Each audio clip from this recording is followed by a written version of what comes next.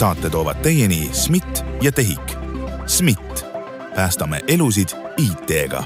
TEHIKu aeg kulub sellele, et ülejäänud Eesti saaks aega kokku hoida.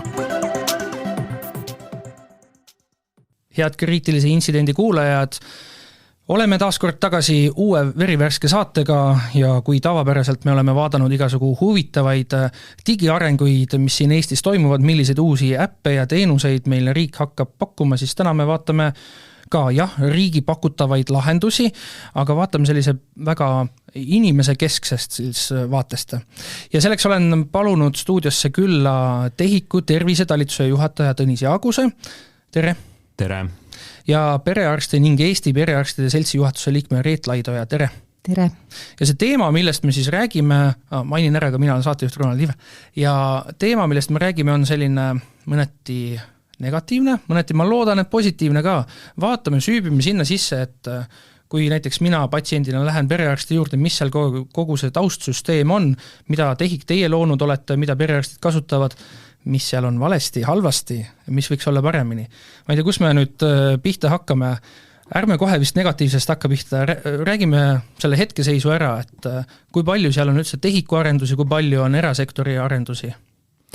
Jah, et mitte nüüd ainult perearstid üldiselt, nagu arstide töölaual on tõesti nagu hulk riiklikke teenuseid, ehk siis terviseinfosüsteem, näiteks pildipank, retseptikeskus, siis kõik see, mis puudutab kindlustatuse kontrolli ja raviarvete edastamist Tervisekassasse.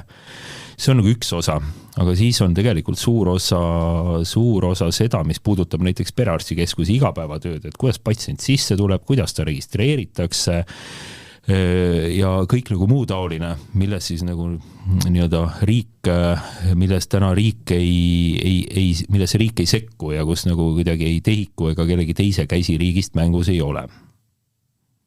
Kuidas praegused need TEHIKu loodud lahendused toimivad, töötavad? Te kasutasite seda ühte sõna, seda pildipanka. Kui ma nüüd selle tipin Google otsinguse sisse, siis ma võin teile saladuskattel öelda, et teil on katkestusi tihti. Miks see nii on? Jah, et pildipanga kohta ma nüüd ei oska kosta, sellepärast, et see ei ole meie halduses, see on täitsa eraldi sihtasutus, eraldi võrgud, serveriruumid ja kõik muu. Küll aga saame kosta nüüd terviseinfosüsteemi ja nagu teiste seotud infosüsteemide eest, et jah, seal tõesti tuleb katkestusi ette, kuid selge on see, et neid katkestusi me tegelikult mõõdame,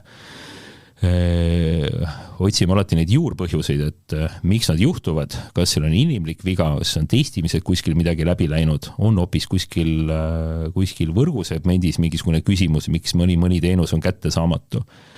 Nii et see on see osa, mida meie haldame ja milles nagu meie vastutame. Olles selle pildipanga teemaga nagu natukene ennast kurssi viinud, siis mulle on jäänud vähemalt arusaam, kui ma olen mõne perearstiga suhelnud, siis nagu kiputakse millegi pärast eeldama või järeldama, aga kõik need arendused on TEHIKu tehtud, sama see pildipanga puhul ka, aga reaalsus siis tegelikult, kas te oskate siis Eesti perearstide seltsi nimel öelda, et perearstid tegelikult teavad, et see pildipank ei ole TEHIKu oma ja kui seal midagi on nagu viga ja mäda ja valesti, et siis kuhu poole pöörduda üldse? Et see ongi reaarstil tegelikult üsna raske nagu aru saada, et mis tasandil see rike on, kui mingi rike on, lihtsalt me teame, et nagu asi ei tööta, aga meie infosüsteemid on juba väga mitmel tasandil, nagu Tõniski ütles, et on erinevad asutused ja lisaks on ju meil oma programm, kohalik programm, et mis kõik need lahendused meile kokku töölauale toob ja kui midagi nagu viltu, et siis me mõtlema taha, et kus on viga, et kas ta on minu arvutisüsteemis on viga, minu arvutis on viga või minus on viga, et äkki ma ei oska või on siis tervise infosüsteemis viga või on siis mingisuguses kolmandas osapooles see viga. Ja see programm, mida te viitasite, see on üldjuhul kuskilt siis mõne eraettevõtte poolt arendatud lahendus, mille te olete sisse ostnud siis? No põhimõtteliselt küll jah, neid perearsti programme on Eestis 4, enamasti kasutatavad 3, et jah, üks on, mis on nagu enamus perearstidele ja siis on veel mõned. Kas need nimed on väga salajased? Ei, nimed ei ole, et nimed on Medisofti tooted Perearst 2 ja Perearst 3, siis on siis Watson osaühing, kelle siis tööriist on Watson, mida tema arendab. Ja kolmas, ja siis tegelikult neljas on veel, et Medicumil on ka hulk perearsti nimistuid ja nendel on nagu oma infosüsteem täiesti, nii et jah, me saame öelda, et esmatasandil on täna 4 tarkvara, millesse on need riiklikud teenused ka integreeritud. Miks me oleme üldse sellises olukorras, et meil on mingid asjad on avaliku sektori poolt tehtud, mingid asjad erasektori poolt tehtud? Noh, siin on see küsimus kunagi, et kui tervise infosüsteem loodi, siis oli ikkagi tõenäoliselt nagu selline liberaalse turumajanduse põhimõte, et turg tuleb ja otsustab ja areneb ja iseenesest see on ju tegelikult õige, sellepärast et pigem tuleb sellist innovatsiooni ja nagu häid teenuseid peaks tulema nagu loogiliselt turu pealt, mitte keskselt koordineerides riigikapitalismi mõistes. Küll aga on mul aeg-ajalt nagu tunne, et siin just selles osas nagu puudub see turu nähtamatu käsi ja tundub, et ta puudub sellepärast, et teda pole olemas. Ehk et sellepärast me ikkagi aeg-ajalt räägime, et meie võime teha ka riigi poolt nagu ükskõik kui hea või nagu ägeda teenuse ja ka võib-olla mingid disainivaated ja asjad nagu ette anda. Aga see, et kuidas ta lõpuks integreeritakse tegelikult sinna tervishoiutöötaja tööprotsessi, et kuidas see hakkab tema töölaual välja nägema, kas ta on loogiliselt mingi teiste tegevuste jadas, mis tehakse, et need on nagu need osad, kus täna nagu sellist head, ütleme riigi poolt nagu head kontrolli ei ole ja ma ei ole ka kindel, et tegelikult nagu sellisel määral peaks olema. Aga samas kõik need eraettevõtete lahendused, nad liidestuvad selle tervise infosüsteemiga, mis on ikkagi ju TEHIK-u tehtud, ehk siis sinna ei saa nad päris ise mingisuguseid ulmelisi funktsioone arendada, sest kui nagu TIS ei toeta seda, TIS-is pole nagu mingit integratsiooni, siis lihtsalt ei saa ju. Jah, et niimoodi on, et kui ikkagi ei ole meil mingit konkreetset teenust keskselt toetatud, et siis seda teha ei saa. Aga pigem on täna nagu küsimus ka selles, et kui tervise infosüsteemi on tõesti varsti ligi 15 aasta jooksul kogutud ikka nagu tohutu kogus andmeid, kui me räägime näiteks tervise dokumentidest, nagu me selle praeguse infosüsteemi korral räägime, siis kui ma nüüd tuletan meelde, neid vist on seal üle 130 miljoni, võtame, jagame siis ära näiteks Eesti rahva arvu peale, siis mõtleme, kui palju ühe inimese kohta neid nagu sinna tuleb, et kui arst nagu seda rivi omal ette sealt võtab, siis ongi nagu see küsimus, et kuidas arendajad suudavad nagu selle osa visualiseerimise ära lahendada. Ja täna me tegelikult teame, et ega seda võib-olla nagu nii hästi ei ole suutnudki ja seetõttu oleme ka teinud oma rakenduse, mille nimi on andmevaatur, just selleks, et tuleks selline ühtne ülevaade ja kiire ülevaade patsiendist. Ja vähemalt see toode on näha, et on meil tegelikult hästi tööle läinud ja arstide poolt hästi vastu võetud, et see on tõesti selline asi, mis nagu säästab aega. Ja riigi poolt tõenäoliselt me peamegi niimoodi ka edasi minema, et nüüd andmevaaturi selline järglane, mis tuleb, on tervise juhtimise töölaud, et kus me ei rääginud ainult andmete vaatamisest, vaid kus tegelikult ka raviprotsessi käigus saab hakata andmeid sisestama. Nii et selles mõttes me nüüd astume tegelikult selle lisasammu, mida varasemalt ei ole tehtud ja tegelikult me läheme nüüd nagu natuke sinna põllule, kus täna nagu ainult arendajad olnud, et mis räägib nagu sellest andmete sisestamisest. Kas see vastab tõele, et andmevaatur on hea? Jaa, vastab küll. Ma kõigepealt õigluse huvides lisan, et lisaks perearstide infosüsteemidele on ka haiglate infosüsteemid ja meile on tegelikult väga oluline, kuidas haigla poolt infot edastatakse ja meie nagu näeme, sest inimesed on ju haiglas tihtilugu. Ja me peame arvestama, et Eesti on nagu hästi väike ja inimene võib, et kui varem olid need põhilised, olid need haiglate infosüsteemid või perearsti oma infosüsteemid, et siis seal palju maailma tehti ainult selle ühe infosüsteemi põhiselt, aga inimesed paganad millegipärast ei käi ainult ühes haiglas ja ainult mitte ühe arsti juures, nad käivad täna Tartus arsti juures ja homme Pärnus ja siis nad kolivad Tallinnasse, aga kõiki neid andmeid oleks vaja keskselt nagu näha. Ja see andmevaatur on nüüd meil vist 10 aastat nagu laua peal ja see on küll nagu tõsiselt hea töövahend, et kui vanasti oli, vanasti enne andmevaaturit siis, oli selline suhtumine, et seal tervise infosüsteemis on palju prügi ja sealt ei leia mitte midagi üles ja seal, et sinna kõik asju ei ole mõtet nagu saatagi.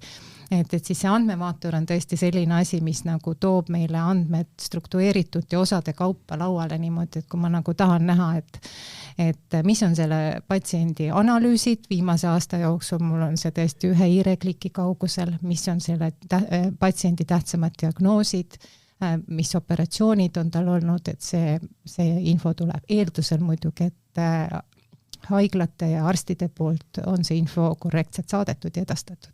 Omades ühte lähisugulast tervishoiu valdkonnas, siis olen kuulnud jutte, et hetkel, olgu see siis andmevaatur või mõni muu süsteemlahendus, perearst ei saa teavitust selle kohta, kui mõni inimene on EMO-sse pöördunud. Kas see vastab tõele? Jah, on niimoodi, seda küll. Kuidas me saame olla aastal 2023 sellises olukorras, et selline informatsioon, et kui kellegiga on nüüd tõesti midagi juhtunud, EMO on ikka selline, kui on midagi tõesti kriitilist on juhtunud nii-öelda, see info võiks ju perearstil kohe olemas olla. Jah, et siin oleme rääkinud kahest asjast, et EMO ja samuti nagu kiirabi kaardi laekumine tervise infosüsteemi. Ja tegelikult see on meil nii-öelda backlogis olemas tööna, et see on esitatud, aga ootab praegu oma järjekorda, et millal ükskord temani see töö jõuab. Okei, minu ees on üks paberileht, mis kannab pealkirja siis IT-töörühma visioon aastaks 2035.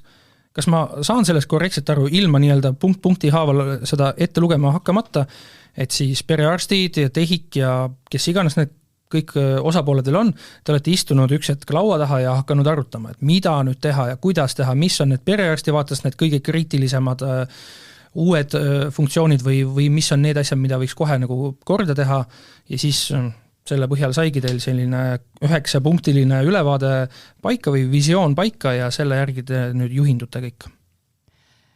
Me oleme erinevate laudadega taga täiesti mitu korda koos istunud tegelikult. Ja see on rohkem nagu siuke esmatasandi tervishoiu töötajate visioon, et milline see nagu võiks olla ja see võiks olla nagu sisendiks siis TEHIKule, Sotsiaalministeeriumile, Haigekassale, kes teevad igasuguseid teenuseid, mis paraku tänapäeval või just õnneks on seotud nagu IT-ga. Et me tahaks, et see IT toimiks taustal nähtamatuna. Et me ei peaks kogu helistama oma arvutipõhisile või siis Tõnisele TEHIKusse, et midagi nüüd jälle korrast ära, et see kõik töötaks nagu laitmatult.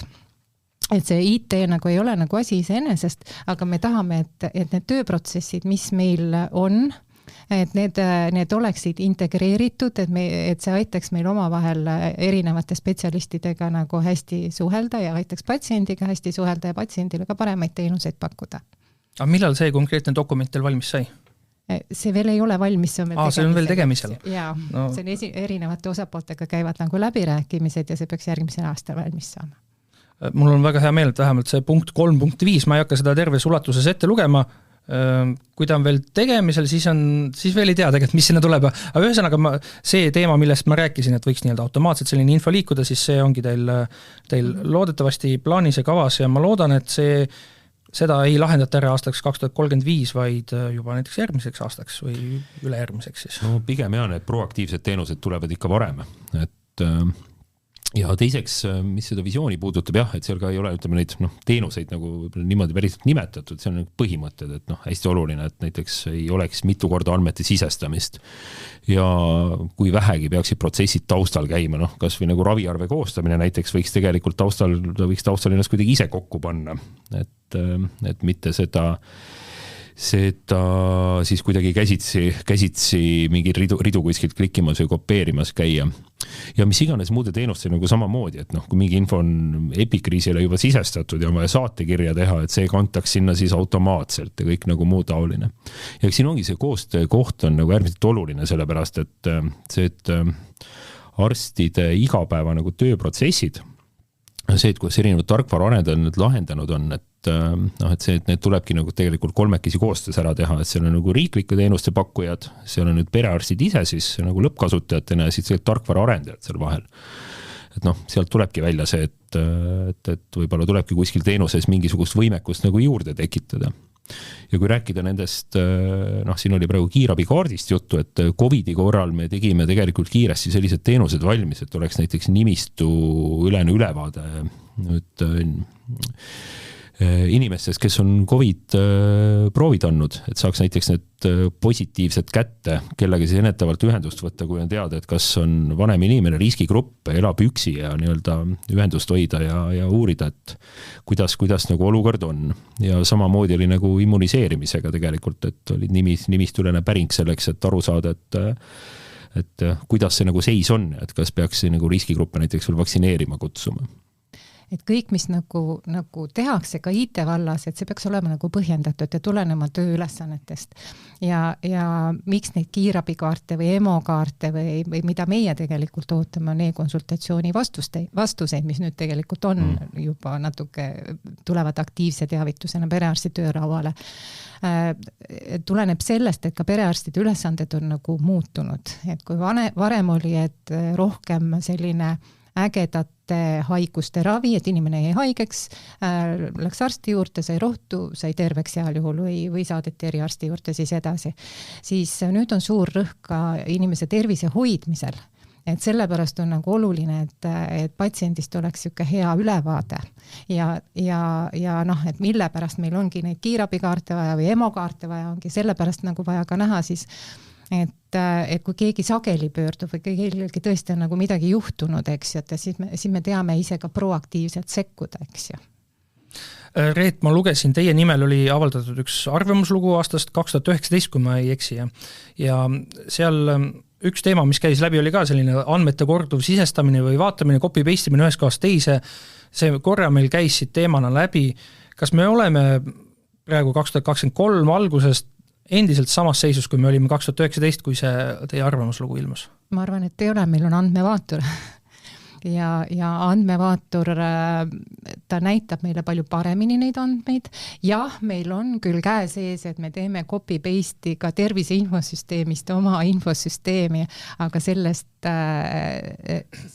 harjumisest me tahaks ka rohkem vabaneda, aga seda ei saa ka vägisi vabaneda, meil on neid andmeid ikkagi nagu vaja ja et kui me tahame seda copy-paste'i teha, siis me peaksime hakkama nagu mõtlema, et mida me saaksime teha, et me ei peaks seda tegema, et meil oleks kuskil see nii hästi silma all, et me ei peaks seda nagu tegema ja võib-olla sealt edasi, mis on nüüd andmevaatori edasiarendus, mis on nagu võimaldab ka siukusi dünaamilisi funktsioone, on siis tervise juhtimise töölaud, et kus neid asju saab võib-olla paremini lahendada. Et me ei pea enam näiteks epikriisilt tegema copy-paste mingi saatekirja peale, et see viia nagu koondatult eriarstini, aga et minule on nagu andmed ilusti selgelt näha ja eriarstile on ka andmed selgelt näha, et mis on, et ma nagu viitan ainult nendele andmetele, et on toimunud selline operatsioon, tal on tehtud sellised uuringud, et ma ei pea neid enam ümber trükkima. See visioonidokument, mis on, te mainisite, et on korduvaid kohtumisi olnud, praegu see tehiku poolt väljaarendamisel olev UPTIS, selles osas on siis ka, ma kujutan ette, et neid kohtumisi olnud ja see on nii-öelda üks osa võib-olla sellest visioonist. No nii andmevaatur kui tervisejuhtimise töölaud on tegelikult nii-öelda UPTIS alamprojektid niimoodi, et selles mõttes jah, iga nii-öelda teenuste põhiselt see koostöö käib. Kas perearstid on koostanud mingise pika nimekirja sellise, et need on need asjad, mida me tahame selle UPTIS siis näha ja siis te olete vaadanud nagu pannud linnukesi, et see sai nüüd kõige rohkem hääli ja nüüd me saadame selle nimekirja tehikusse ära ja siis te jääte ootama ja lootma, et nad võtavad teie arvamust kuulda. No ma ei tea, Tõnis võib mind parandada, aga ma arvan, et see UPTIS ei tule meile nüüd niimoodi pauguga, eks ju, et me nüüd nagu valmistume ja siis me teeme ukse lahti ja siis tuleb see UPTIS lillede õhupalliga, eks ju, et see UPTIS juba trügib tasapisi meie õuele, nagu Tõnis juba ütles, et andmevaatur ja ka edasi arendata tervisejuhtimise töölaud kasutab UPTIS-i elemente ja mis see UPTIS siis on, eks ju, et sellest võib-olla räägib siis Tõnis. Jah, et ma võin rääkida nüüd pigem jah, kui küsimus oli tegelikult selles, et kuidas need prioriteedid tulevad ja kuidas need soovid tulevad, et eks siin ongi nagu erinevatel gruppidel on nagu omad soovid, et perearstid esmatasandis tahavad ühte, kuskil mõni eriala jälle igatseb nagu midagi muud. ja lõpuks on niimoodi, et ka TEHIK ei otsusta seda, et see tundub meile oluline, et teeme ära. Et tegelikult on niimoodi, et seal on nagu omaette protsess selleks, et kuidas esitatakse need arendusideed, need hinnatakse ära, siis seda protsessi, hindamisprotsessi veab Sotsiaalministeerium, tema on nii-öelda selline suure pildi hoidja. Ja siis vastavalt sellele, kui sealt prioriteedid tulevad nad ka tegelikult meie juurde siis töösse, olenevalt selles, et mis etapis on, et kas ta läheb veel analüüsi, et läbi rääkida kõikide osapooltega, et milline see teenus täpselt olema peab, et mis on sisend, mis tulem olema peab seal, kuidas neid andmeid veel kasutada, et kas lisaks ravitöö, et kus kohas veel otsuste tegemisel ja nii edasi. Et lõppkokkuvõttes jah, et kõik need hääled on kuuldavad ja märgid maas, aga see, et mis asjad tegelikult töösse lähevad, et see tuleb nagu sellise laiapõhjalisema arutelu ja hindamisega. Ma saan aru, et me arstidena oleme teinekord hästi kannatamatud. Meil on juba visioon on, et mida me tegelikult tahame saada. Me teame, et UPTIS seda nagu võimaldab, aga me teame ka, et kõik tehnoloogilised valmidused ei ole veel sealmaal ja me peame nagu ootama ja kannatama ja asju järjekorda panema ja see on mõnikord nagu tüütu. Ma natukene tooks selle teie 2019. aasta arvamusloo taaskord siia vestlusesse sisse, et me saime teada, et see andmete osa on mõnevõrra paremaks läinud, et nii palju copy-paste'imist enam ei ole, aga üks asi, mille kohta ma julgen käsi südamel öelda, mis ei ole paremaks läinud, on see, et kuidas TEHIK teavitab siis perearste plaanilistest katkestustest. Siin alles hiljuti oli üks, mille kohta ka ajakirjanduses kirjutati, et et keset päeva või kella 10 ala kella 11, et see on see aeg, kui just patsiendid nagu peaksid käima perearsti juures, et kuidas nagu sellega olukord on, kui palju te ma ei tea, üksteise peale pahased olete selles osas? No jah, et me ikka saame seda pahameelt tunda, eriti nagu meie kasutajatugi, et kui kuskil süsteemid ei tööta. Aga mis puudutab ette teavitamist, siis ikkagi planeeritud katkestused, kus me teame, et tervise infosüsteem ei ole kättesaadav, et meil on omad ajad, kui me tegelikult teeme neid nagu vaikimisi kord kuus ja neljapäeviti ja siis me teavitame esmaspäeval ette. No selles mõttes 24/7 tund käib nagu tervishoid, on. Et kui me nüüd räägime sellest konkreetsest nagu juhtumist, et siis seal lihtsalt oli üks selline seos või sõltuvus, mida ei oleks pidanud olema ja see mõjutas ka tervise infosüsteemi tööd. Et kuidas meiega nagu tegutseme on see, et või kuhu suunas me nagu läheme, on see, et tegelikult kõik, mis iganes uuendused meil süsteemidest tulevad, need peavad tegelikult olema nagu märkamatud ilma katkestuseta. Ja kui me räägime nüüd näiteks digiretseptuurist, patsiendiportaalist, siis need on uuel tehnoloogial tehtud ja seal on võimalik põhimõtteliselt ühe nupu vajutusega niimoodi ära teha, et põhimõtteliselt ka need inimesed, kes on hetkel näiteks sisse logitud, ei peaks sellest aru saama, et kuskil midagi juhtus. Enamasti paneme teavituse välja, jah, et muudatus tuleb või selline uuendus tuleb ja sellel hetkel võib esineda mingeid häireid, see võib esineda, tähendab seda, et ei pruugi esineda. Aga see on nagu meie suund. Kui me räägime nüüd tervise infosüsteemist sellest vanast, mis meil täna on, siis see on see, kus me oleme arvestanud, et me teeme kord kuus ja sellest me oleme nagu ette teada. Et mure ilmselt ei ole nii väga nende planeeritud katkestustega, vaid pigem nagu nende planeerimatega, kus meil ikkagi mingisugune viga sees on ja siis on nagu see küsimus jah, et me võime teavitused välja saata, need lähevad perearstide listi, jõuavad vist kõikidele perearstidele, kes ei ole ka vist perearstide seltsi liikmed niimoodi, et me oleme sealt nagu sellise kattuvuse saanud nagu päris hea. Küsimus on see, et ka inimene, kes parajasti nagu tööd teeb, sisestab andmeid, mõõdab vererõhku või midagi, ei loe meili tegelikult samal ajal ja siis see info tegelikult päriselt alati niimoodi kohale ei jõua. Et mida me oleme mõelnud teha on see, et nüüd koostöös perearstide tarkvarade arendajatega, et meie monitooringuga ühendada nende infosüsteemid. Nii et kui on näha, et meil on midagi, kas läheb nii-öelda kriitikali kollasesse või hullemasse veel punasesse, et siis tegelikult ka mingi valgusfoorisüsteem tuleks perearstide töölauale ja siis oleks teada, et mul mingi asi venib, ei käi selge, et kuskil süsteemis on midagi häda, et teatakse, tegeletakse, et ei pea ka telefoni võtma selle peale nagu aega raiskama. Kui tihti või tähendab, kas perearstid arvestavad sellega, et kord kuus neljapäeviti tuleb see plaaniline katkestus tuleb ette ja siis te ei planeeri sinna mingised vastu võtta? Selle kohta tulevad teated ja need tavaliselt on öötundidel, et enamus perearste, ehkki võib ka juhtuda, et perearst teinekord õhtul kell 10 kirjutab saatekirja, eks, et aga kui see on ette teada, siis ta see õhtu kell 10 ei kirjuta saatekirja, et need ikkagi planeeritakse öötundidele reeglina. Aga jah, selliseid ootamatuid katkestusi ka on ja arusaadavalt, et kui su elu on kõik nagu arvutis, digisüsteemides, sul on nagu planeeritud päevaplaan 15 minuti kaupa ja kui sealt läheb midagi üle ja kui sa veel aru ka ei saa, et kas sul tasub ootele jääda või tasub mitte selle asjaga nagu edasi tegeleda, et siis see lööb nagu päevaplaani sassi. Aga meie süsteemid on õnneks ka mitmetasandilised, et sellist, kus nagu kõik on maas, ka meie perearsti programm on maas ja terviseinfosüsteem on maas, et sellist on ikka väga, väga harva olnud, eks. Et sa mõnda asja saad nagu teha, aga mõnikord sa pead patsiendile ütlema, et ma ei saa teile kohe retsepti kirjutada, et mingi apteeki võib-olla õhtupoole. Nii et see üks artikkel, mille ma hetkel meie vestluses tuginen, kus väideti, et oligi siin kunagi hiljuti veebruaris üks katkestus kella 10-11 ja see oli nii-öelda plaaniline katkestus, mis mõjutas reaalselt perearstide tööd niimoodi, et oligi, et kui oli see süsteem oli lahti ja patsient rääkis juttu ja kirjutati, et see päris tõele ei vasta siis või kuidas?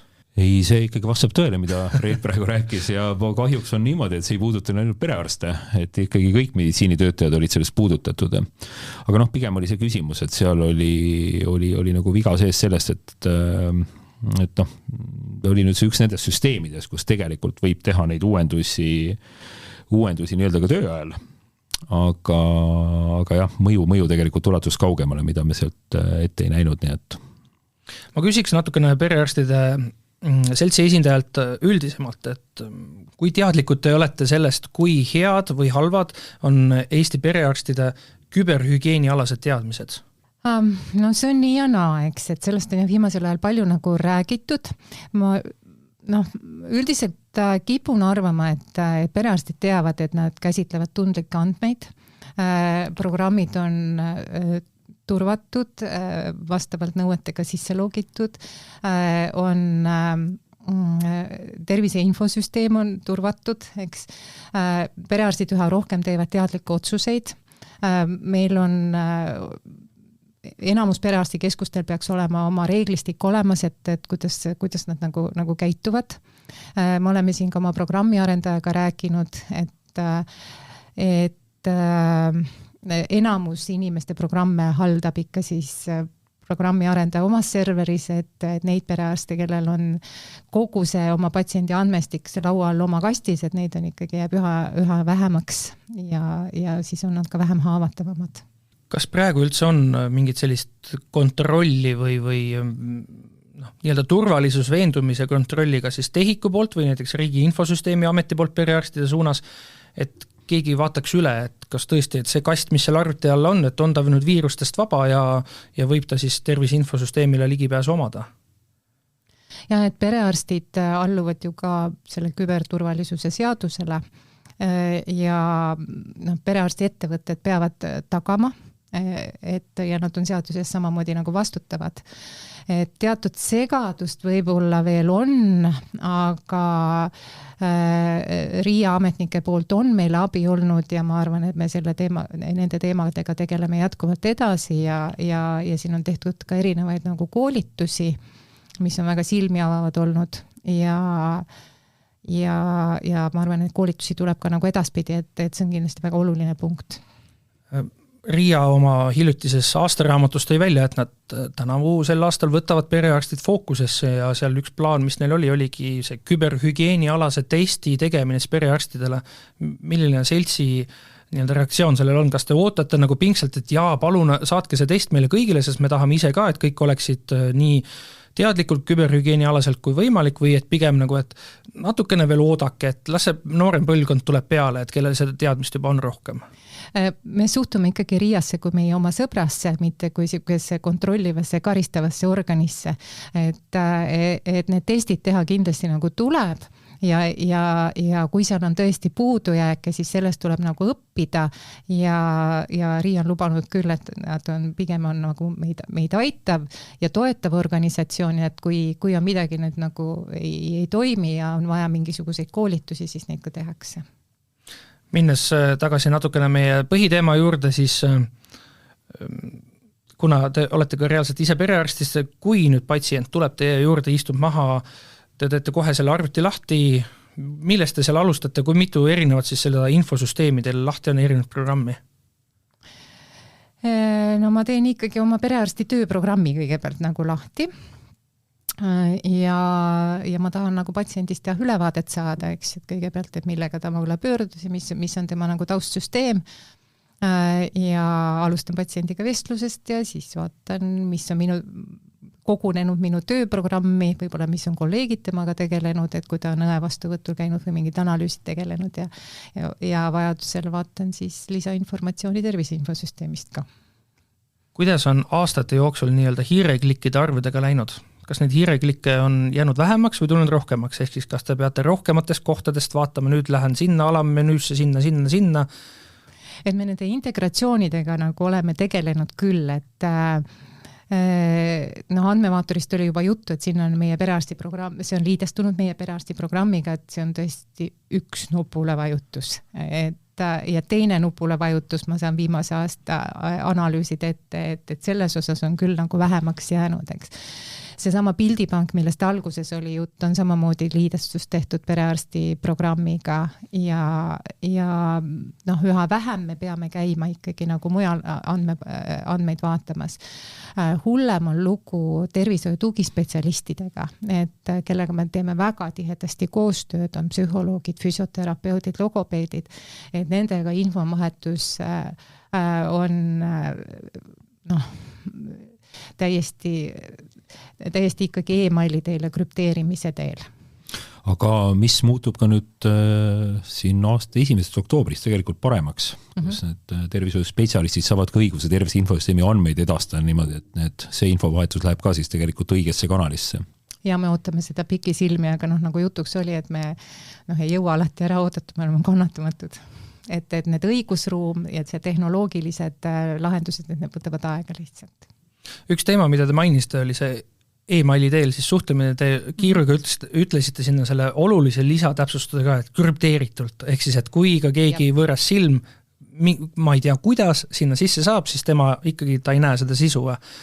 Aga olles vaadanud sellist asja nagu perearstide nii-öelda, siis ma ütlen lihtsustatult, ma ei tea, mis see terminoloogiliselt õige on, aga selliste perearstide nimekirja ja vaadates neile meiliaadresse, siis päris palju kipuvad kasutama sellist @gmail.com ja on ka sellised, kes kasutavad .ru, et ei tekita just minus kui potentsiaalses patsiendis sellist turvatunnet ju. Milline on teie seisukoht? Mina olen kui perearst, kes e-maili ei armasta. Eks ma olen väga, väga digihuviline, aga ma tõesti e-maili ei armasta oma tööprotsessidesse integreerida, et ma tahan tuttavatele ilusaid kirju kirjutada e-maili kaudu, aga ma ei taha, et mulle terviseandmeid edastatakse. Aga näiteks patsientidel on nagu igal asutusel on ju oma meiliaadress ka, on ta siis Gmail või on ta, asutustel ikka mingid muud aadressid ka, et patsientide poolne digisuhtluse vajadus paistab välja e-mailidest, et kuna muid kanaleid praegu ei ole väga palju, et siis paratamatult nagu pöördutakse e-mailiga ja me paratamatult midagi ikkagi peame neile nagu seal vastama, eks ju, parema puudumisel. Kas muidu selline e-maili kasutus on perearstide seltsis tulnud ka teemaks, et kus te olete nagu tuletanud inimestele meelde, perearstide meelde, et kuna tegu on delikaatsete isikuandmetega, siis pigem nagu ärge neid e-maili pange, vaid kui te suhtlete inimesega telefonid, see on see koht, kus sa võid talle nagu ma ei tea, diagnoosi telefoni teile ei pane, aga diagnoosi informeerida siis patsiendile, aga mitte pigem e-maili teel. Kas see on nagu seltsi vaatest tulnud teemaks? Ja on ja siin on nagu lahendusi loodud ka. Haigekassa on teinud ka ju kaugteenuste projekti konkursi, mille kaudu siis on mõned lahendused ka perearstidele töölauale jõudnud, kus patsient saab oma murega pöörduda teatud küsitluse täitmise teel või siis on kasutuse näiteks e-perearstikeskus, mis on nagu selline turvaline kanal, kuhu võiks suunata siis e-mailid, aga see ei ole veel kasutuses paljudes perearstikeskustes. Ja kas see peaks just see olema, et ma arvan, et paljud perearstid on ka nagu ootel, et mis lahendusi on veel tulemas ja kuidas ka need kesksed süsteemid lahenevad ja näiteks patsiendiportaal, et teised portaalid, see e-perearstikeskus ja muud on nagu ikkagi nagu kõrvalt lahendused. Ma olen nüüd oma küsimustes väga palju triivinud sinna küberturvalisuse poole, mis otseselt ei ole nagu TEHIK-u teema, aga kas TEHIK-u puhul on ka selline, et kui te kuulete kuskilt mingit jutte või näete midagi toimumas ja mõtlete ka välja, et mida teie saate teha, et see kogu see tervise infosüsteem, see suhtlus selle kaudu, see patsiendi ja siis arsti suhtlus, kõik see oleks küberturvalisem? No ma arvan, et see ongi üks meie eesmärk, et kui me viime selle suhtluse sinna elektroonilisse kanalisse, siis nagu me juba vaikimise teame, et ega me seda ebaturvaliselt ei ehita, et see on nagu omad nõuded, eriti nagu terviseandmete juures, nii et selles hetkes, kui see info nagu käib tervise infosüsteemi kaudu, et siis me saame öelda, et see on nüüd turvaline. Et saab öelda, et üks suur samm tehti ära tänaseks umbes 10 aastat tagasi või. Et siis, kui tegelikult e-konsultatsiooni teenus tehti, et seal läks natukene aega, et päriselt nagu käima läheks. See oli see esimene koht, kus tegelikult see liiklus suunati nüüd arstide vahelisest suhtlusest, mis iganes muust kanalist ära nagu tervise infosüsteemi, et see oli üks perearst, sai küsida eriarstilt näiteks siis arvamust. Kas seda reaalselt kasutatakse ka praegu? Jaa, see on üks kõige parema suunamise viis, et kus ma ei anna patsiendile saatekirja, patsient läheb ise registreerib, vaid mina saadan turvalist kanalit pidi, tervise infosüsteemi pidi selle suunamise ära, ta jõuab otse spetsialisti töölauale ja spetsialist teeb selle alusel oma otsuse, kas ta kutsub inimese siis vastuvõtule või nõustab perearsti, et mis perearst temaga nagu edasi tegema peaks. Ma küsiks lõpetuseks niimoodi, teil mõlema käest sama küsimuse, see paber, mis mul käes on kuulda ka, et IT-töörühma visioon aastaks 2035, aga kui me vaatame käesolevat aastat, kuhu me käesoleva aasta lõpuks teie lootuses siis jõuame? Et siit juba käis läbi, et suhtlus tervishoiuspetsialistidega läheb nüüd lihtsamaks ja turvalisemaks, on üks asi, mis kindlasti tuleb, et see on nagu kenasti ka seadusesse juba sisse kirjutatud, nii et tuleb vaid tööle panna õigeks ajaks. Ja teine pool on tegelikult see, et kuhu me jõuame, et tahaks näha esimesi tulemusi nüüd tervise juhtimise töölaualt, et see on see, mis tegelikult on nüüd see andmevaaturi järglane ja tõenäoliselt kuhu läheb meie järgmiste aastaste põhirõhk, sest et nii nagu andmevaaturi korralgi on ka tervise juhtimise töölauaga nüüd see eelis, et see rakendus ja arendus, disain, kõik muu on puhtalt nagu meie käes.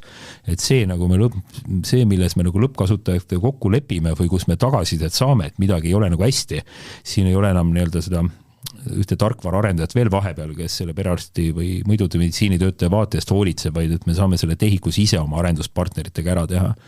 Et see on hästi suur eelis, et kui nüüd see esimene teenus tööle läheb, siis see on kõva sõna. Ja mina olen täitsa nõus, et me neid ootame, see tervise juhtimise töölaua teenuseid tehakse ka koos arstidega hästi ja läbi mõeldud, mis on nagu väga hea.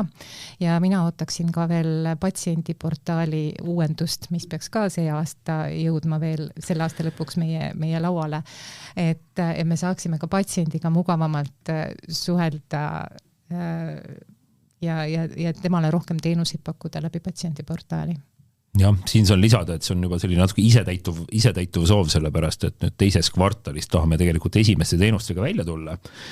Nii et siin ka nagu seda big bangi ei ole, et nüüd on kohe kõik uus, vaid et läheme ka teatud teenustega, mis on üldse saatekirjad, retseptid, raviarved, midagi veel.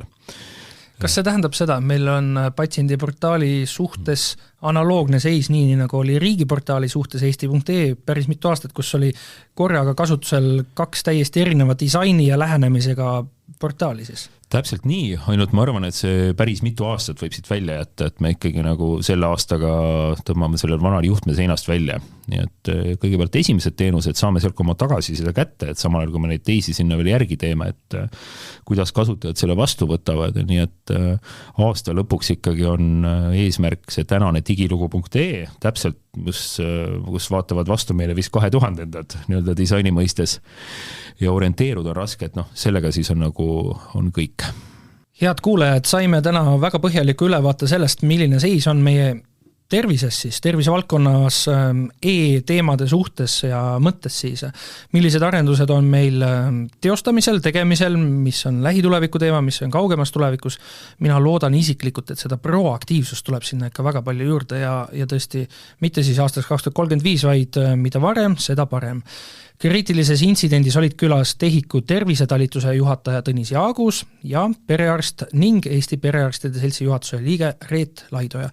Mina olin saatejuht Ronald Tiive ja kohtun teiega juba uuel nädalal. Senimaani saate kõiki meie varasemaid saated järel kuulata kõigist podcasti äppidest ja meile uusi mõtteid ja ideid saata meiliga geenius@geenius.ee.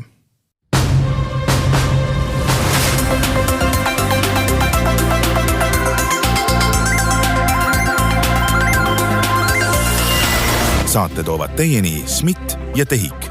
SMIT. Päästame elusid IT-ga. TEHIK-u aeg kulub sellele, et ülejäänud Eesti saaks aega kokku hoida.